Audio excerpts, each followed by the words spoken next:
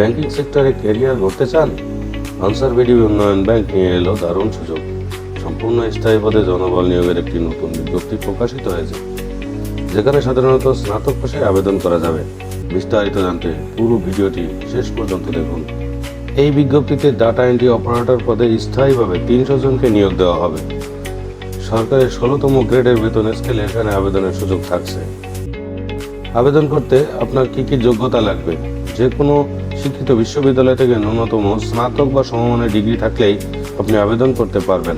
তবে কম্পিউটার বা ডাটা এন্ট্রিতে সরকারি অনুমোদিত প্রতিষ্ঠান থেকে ট্রেনিং বা কাজের অভিজ্ঞতা থাকতে হবে। সাথে টাইপিং স্পিড হতে হবে বাংলা ও ইংরেজিতে প্রতি মিনিটে কমপক্ষে 20 শব্দ। এছাড়া আপনাকে স্ট্যান্ডার্ড অ্যাপটিটিউড টেস্টে পাস করতে হবে। 1/5/2026 ইংরেজি তারিখে বয়স 18 থেকে 32 বছর হতে হবে। বয়স সীমা 1/5/2026 তারিখে 18 থেকে 32 বছর হতে হবে। ভিডিওটি ভালো লাগলে লাইক দিন এবং নিয়মিত চাকরির খবর পেতে আমাদের চ্যানেলটি সাবস্ক্রাইব করে রাখুন। ধন্যবাদ।